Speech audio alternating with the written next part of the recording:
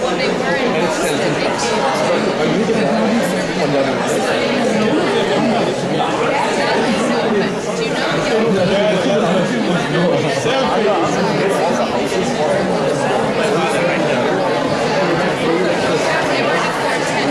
someday in Sasha. They are in Boston.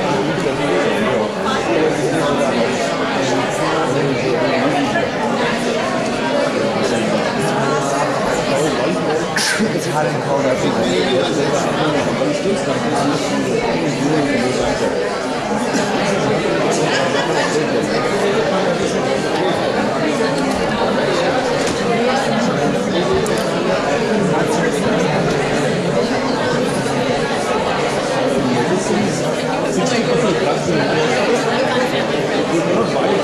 How can you do this if people are sitting there?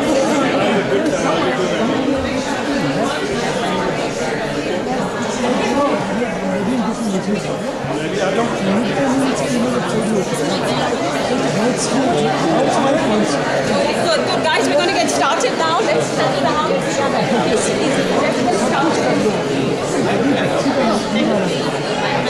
आपके पास लोग बैठे हम सब enjoy करें definitely nothing like that excuse me थोड़ा सा I'm so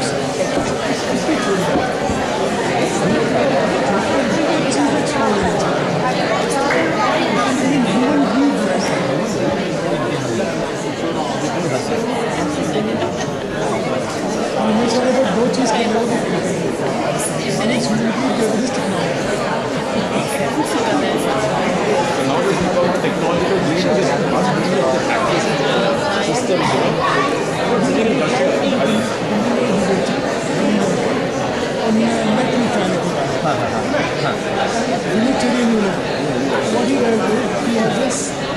थाली का चाय को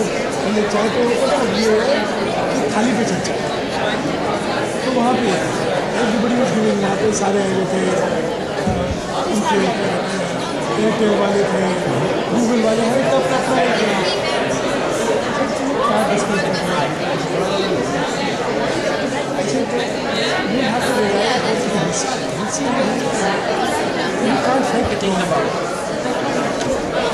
we tried preventing and into the telephone. We called it illegal, we did everything. Today, okay, I see this entire debate on relevance. और human greed जो है उसको तुम कंटिन्यू करो अरे कोई तरीका निकालेगा how to monopolize things, how to make money out of it. You can't do anything. Regulate कर लो नहीं कर लो डिस्कस कर लो नहीं कर लो उनका कुछ नहीं एक तो उससे नतीजा क्या है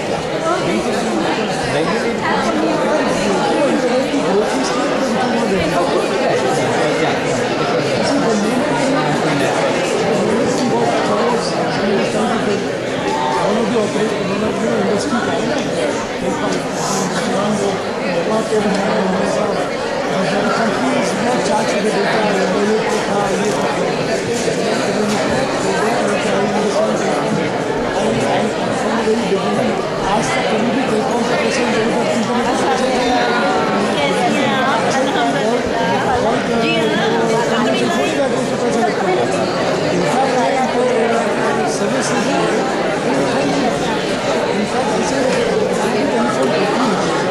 started with internet.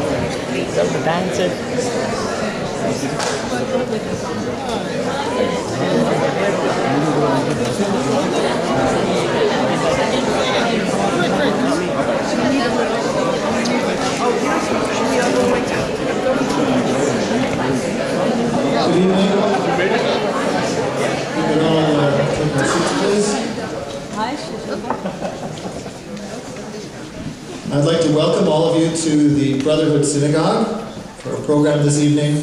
My name is Cantor Mike Weiss. I'm the cantor or chazan of the Brotherhood Synagogue. For those of you who aren't familiar with what a cantor or a chazan is, that means I am the person who leads the prayers, leads the services, sort of like a singer. And before we get started, I just want to say a couple quick words. We wander around the world and we are confused. We are misled. We see people with different colored skin, who speak different languages, who come from different parts of the world, who worship in different ways than we do, who dress differently. And we are confused by these forms into thinking that the differences that separate us are insurmountable. But in fact, one of the things that we are here to do tonight is to celebrate the power of music, to do something that is truly universal. Every one of us has a desire to connect to something greater than ourselves. We could call it God, we could call it Adonai, Allah, Krishna, whatever you want to call it. There are many, many different words that can confuse us. But what's not confusing is that we all have the yearning to connect to that.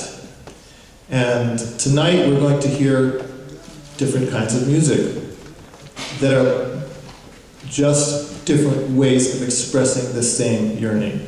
So enough said. I want to introduce Azma Jamil Sadiq of the Cordoba Initiative, who is going to be our MC for the evening.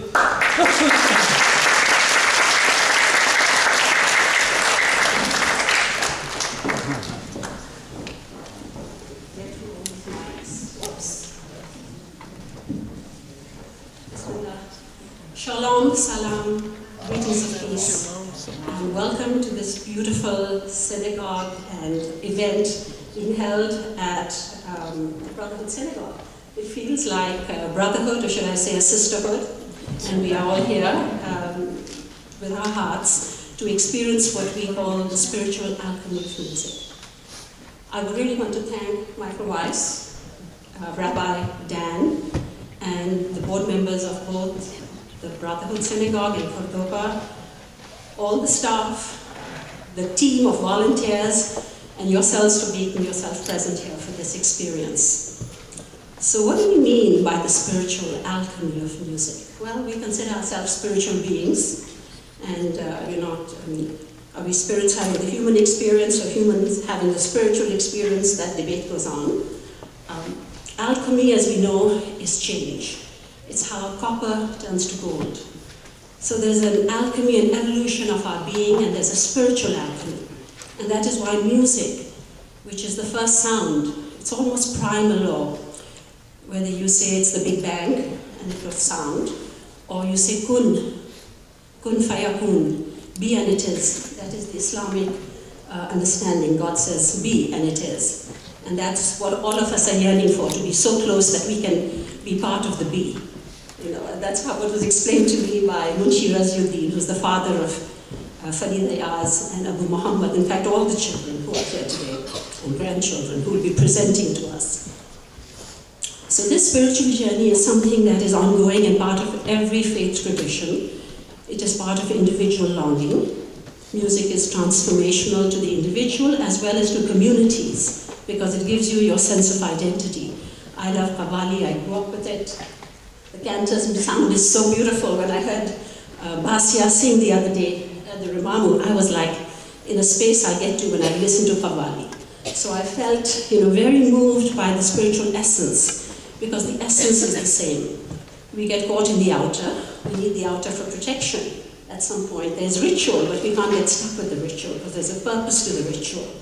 And music has this way of transcending and uniting And I think that's what we see with the oneness, because we all know that of the faith tradition, not just as the children of Abraham, but I would say the children of Adam with our common humanity. And I completely agree with you putting that out there. Because as Maulana Rumi says, it is the same light, it just looks different on different walls.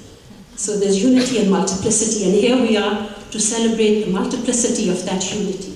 So we're celebrating the alchemy of music from the Jewish tradition, from the Muslim tradition, from music and sound, because the human voice is primal. It's our connection with God, and that's what call or kul, to say is, and how powerful is that ability of man. So I can keep rambling, as I'm told that I'm able to do that.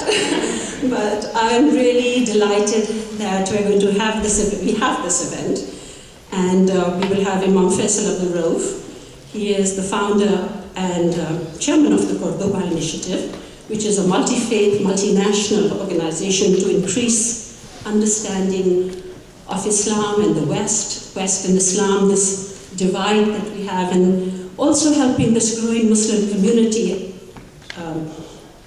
evolve into the Muslim American identity. And I think this is a growing need that we have as our community, and to connect with all others, so we can really be the brotherhood and sisterhood that unites us. And we have Basya, who I heard sing the other day, and I want to say her name right, because it sounds like mine a little, I was told. And she's just amazing. She came from an Orthodox family in Brooklyn, and she has this earthy, beautiful voice that rises above the instruments, which is the human voice. And she has a way of connecting very deeply. It was an amazing experience to sit out earlier with Farid, Ayaz and Basya, and how we took the names of Adonai and Allahu and Elohim, and we all just sang together in the corridors outside. So the Qawwali started a little while ago, but right now we're going to have the first part of it as a conversation and a discussion of the spiritual alchemy of music in our traditions and what it means for us here in America, and to increase that understanding in the Muslim and Jewish and the interfaith traditions, not just in New York, but hopefully in the whole of the United States and the world. So that's ambitious, and after which we will have the Qawwali, and I will talk more about that. So Imam Faisal, can I invite you, and Basya, let's come on up.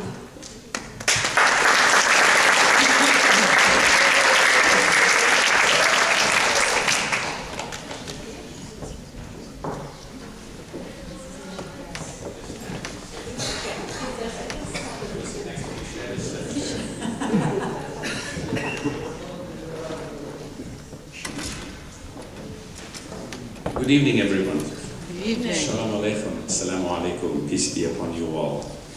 I wish to endorse Asmi's statement of gratitude and expression of gratitude to all who made this event possible tonight. Thank you very much, and may God bless you all.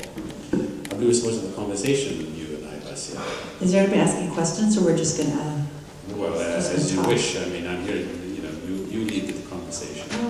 No, I feel like you should leave. Well, okay. Well, first of all, just continuing from what Asmi said, it's very interesting that you said that, remind us that when God created, according to our tradition, God spoke. When God wants something to exist, He says, become, and it becomes. Now, I was thinking of this quality of sound. What does the sound of God sound like? I mean, when Moses went up to Mount Sinai, he was spoken to. He saw the burning bush, and he heard the sound. Even now, Quran describes how God says to Moses, Moses, you have come to the holy wadi of Torah, so remove your shoes because of this holy site, and I am your Lord. Innani ana Allah. So what is this? And we believe also that the day of resurrection will be announced by the trumpet. We believe in the archangel Michael who will blow in the trumpet. So it is sound that not only draws us to God, sound which made us emanate from God. Sound is the fundamental nature of the communication between God and many of us. The Quran, for example, we believe, we even call it a recitation. So it is not something that is read in letters, it is something that is heard And the fundamental meaning of the word Quran is that it is something which is spoken and something which is heard. It is this, for us, it is God coming down in the form of sound. Yeah, it's interesting also the sound, the transition from sound to speech and then from speech to music, and that evolution of the power of the different forms of sound and how each form can inspire and awake such different responses, because like the thunder and the burning bush, the sound of that, versus we have this prayer, Baruch She'amar V'haya Olam, that God spoke the world into existence, and it was. And it's sort of we, in the image of God, have that power ourselves to speak our realities into existence through our speech in that power. And then the power of music to the next level, you know, it's interesting because when I was thinking about this, I was like, well, you know, in the Torah itself, there are very small glimpses of what that music is, but it's not super clear. You know that Miriam, she crossed, the Israelites, they crossed the sea, and then she had a tambourine, and she, you have this image. So she's doing this, and then, Moses is singing a song, but we don't know what that song sounds like. But we know that there's an expression that happens after something magnificent and awesome, and a desire to have that expression emerge with the song. Indeed. And as you pointed out, I mean, there's sound which then coalesces into speech and words. I mean, even in our tradition, for example, we're told, because we believe in Jesus Christ as a prophet, and the Quran describes Jesus Christ as a word that God cast into Al-Qaha ila Maryam, that it's a word that God cast to Mary, or into the womb of Mary. So we think of speech, sound as speech, but there's also sound that bypasses the mental process and goes straight into our soul, which is the power of music. I mean, there is both when the Quran was first spoken to the Arabs by the Prophet, there's not only the meaning of the words, but there's something to the nature of the music, you might say, or the poetry, of the chanting, of the nature of the sound itself, which had a direct appeal to the soul of the people. So you'll find your soul or your heart being pulled in one direction, and maybe the words pulling in a different direction. And therefore, how sound appeals directly and speaks to you, you might say, as we know now today in modern science, right brain and left brain. The right brain thinks of the cerebral process and logical process, but the left brain is where art and music appeals to us directly. And I think there's something within our musical tradition that goes directly to the soul. It's interesting, when I was in Turkey many years ago, because I spent a lot of time traveling to different countries and getting a lot of influences from different places. And in the mornings, obviously, you hear the call to prayer, and so you hear the Quran be chanted. And I would always be reminded, I was like, wow, this melody that the Quran is chanted in, it was so inspiring. I couldn't wait. I mean, it was a little early in the morning, but I still couldn't wait to hear the chant. It was just so inspiring. And I remember I had the idea for a movie, just the first scene for a movie, of an experience of one day, like while walking around Istanbul, of the sound of the call to prayer, and then I had an idea of a fusion of an experience. The idea of like the first scene of a film of someone who's chanting the Quran wherever, I think in the, like high up, right? It's like, it feels like it's coming from high, but they have an effects pedal, with reverb and chorus and flanger, and they keep experimenting with different like modern sounds and having the Quran be chanted in this way with like these modern effects pedals. And I just had this image of like someone having a lot of fun with that. Well, I think there are people who have actually done things like this, where they've created echoes and reverberation. Maybe I'm too old school for that, because I find that the words have a peculiar effect on my consciousness, indeed. While we're here, I think it's also relevant for us to speak about the importance of how our traditions have intermingled. I was thinking earlier while we were beginning this evening, how when I was in my early 20s, my father was then director of Islamic Center in Washington. We have a gentleman from Egypt who came and was looking, he was an Egyptian Muslim, was looking for his Egyptian Jewish friend, whom he was his boyhood friend, whom he had lost contact with, Albert Mizrahi. He found, you know Albert Mizrahi? I just hung out with him 2 weeks ago. Is he in Kansas City or another Albert Mizrahi? Well, this Albert, they say Albir in Arabic. Well, he was in Kansas City. This is back in the 70s now. We traced him to Kansas City, and I saw this Egyptian Muslim, Egyptian Jew, boyhood friends, separated for many, many years, and it was like a homecoming for both of them. But I also saw how culturally Egyptian, many of these Egyptian Jews were. In fact, I was in Jerusalem for a conference a few months ago, and there was this Israeli lady who was part of the group. Her parents are from Egypt, and she said something which struck me. She said, I am Jewish, but my culture is Muslim, because she grew up in Egypt. And I'm not sufficiently expert to be able to speak about it, but I'm told that many of the Sephardic Jewish intonations are very Arabic melodies, and what is from our culture. However, this is not only important for us to realize, but it's also the means where I look for the future. That I think the Sephardic, I've even told some of the Sephardic Jewish people whom I met in Jerusalem. There was this rabbi who was from Morocco. He spoke Arabic fluently, but with a very Moroccan accent. And for me it was very, very peculiar. But I believe that these are important interlocutors for us.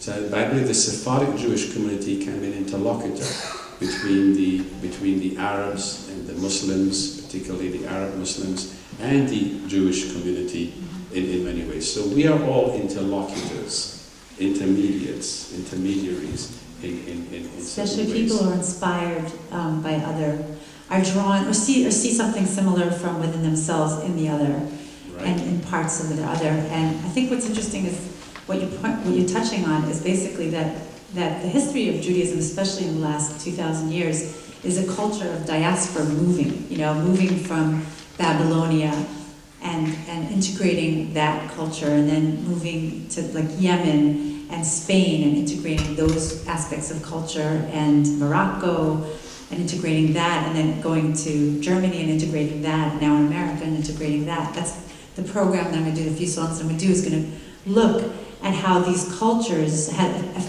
taking the text that you were talking about, the liturgical, prayerful texts, and kind of connecting them with the host countries that they went to, the music, because Jewish music is all about the places that they found themselves living and the cultures they were inspired by. So much of our music is about Arabic culture, and I find myself, I'm an Ashkenazi Jew. My name means daughter of God.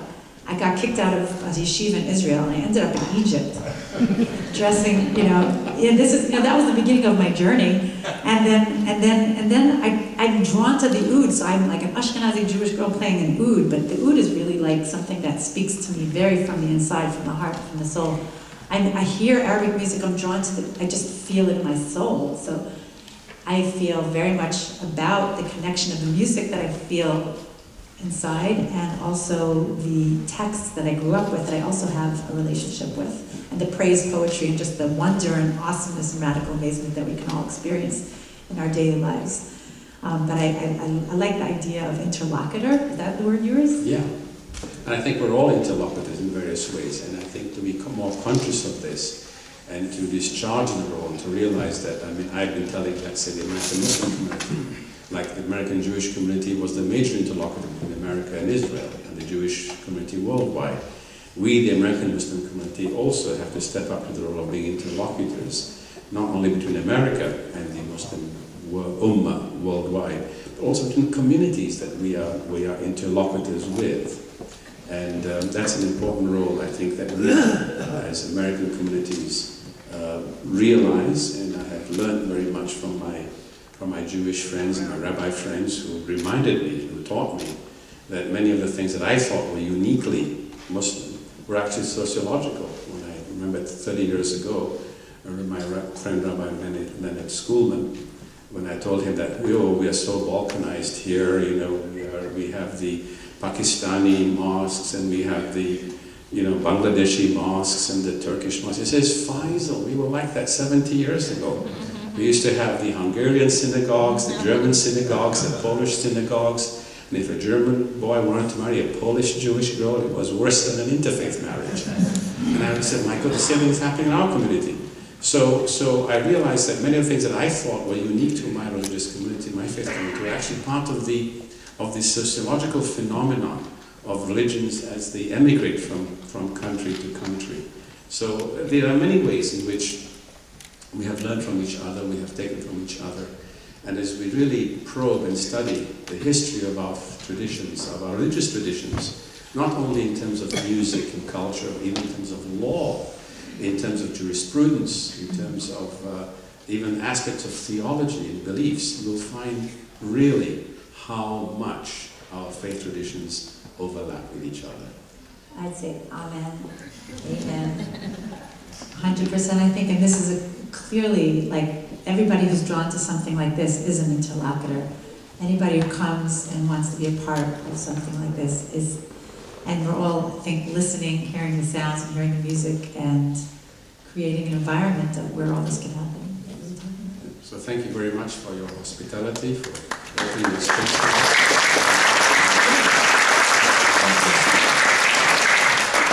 I think your mosque is in my neighborhood. Oh, I'm always in your neighborhood.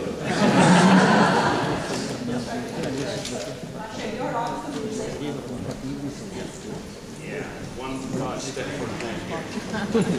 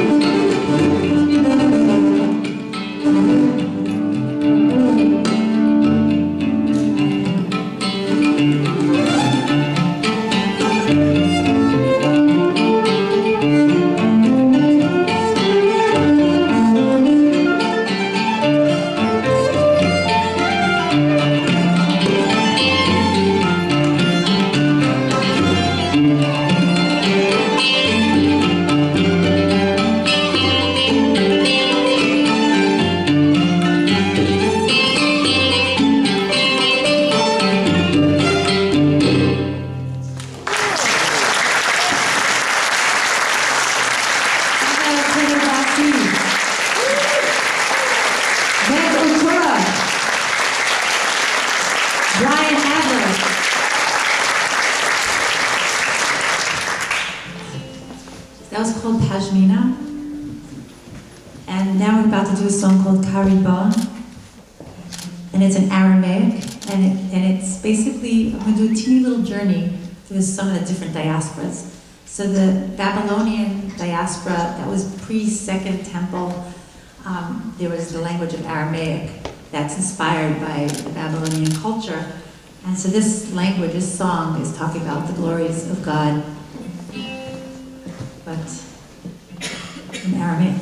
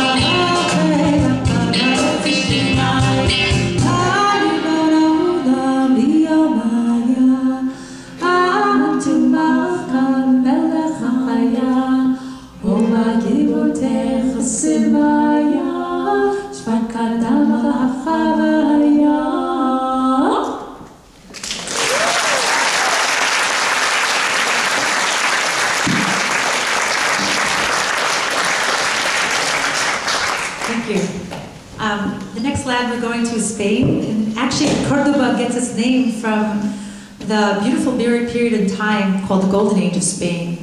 In before 1492, when Jewish culture, Islamic, Arabic culture, and Christian culture kind of really fused together to create these amazing, amazing collaborations. And I think Cordoba gets its name potentially from that period of time with all these overlaps. So this song is inspired from that period of time, and it's in Ladino, which is a combination of Spanish and Hebrew.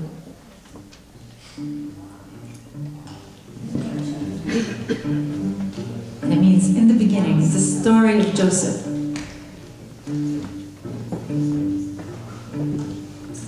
Empezaré a contar una valiente historia que hogaste a tentar y tomar grande gloria.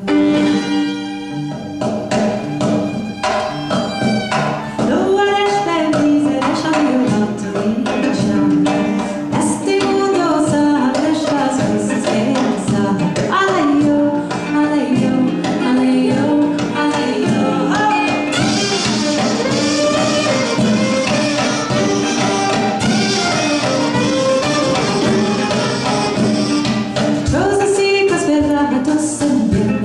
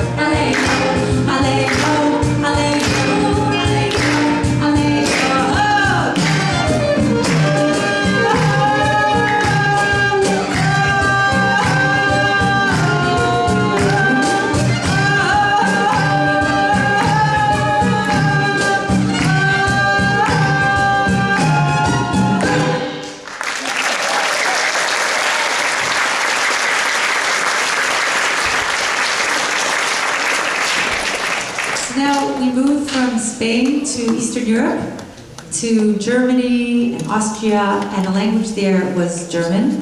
And the fusion language that got created out of that diaspora was Yiddish.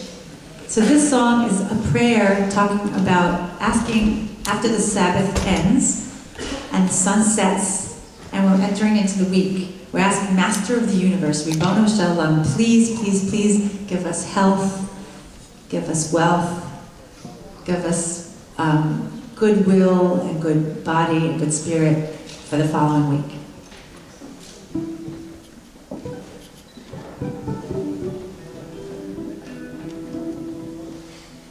Ribono Shalom, du bist der Chanoise Layev Kayach. Gib deine liebe Kinder Kayach dazu, bleiben und dich zu dienen weiter nicht. Ribono Shalom, du bist der Chanoise Layev Kayach. Gib deine liebe Kinder Kayach dazu, bleiben und dich zu dienen weiter nicht. Und die Wachsals geht zu Chesed, Mazel und zu Bracha, Hatzlacha zu gesund. Ich stelle Chavoi zu Banei Chai, und Bezane Lanu, Lecho Yisrael, Lecho Yoshvetei Elvei.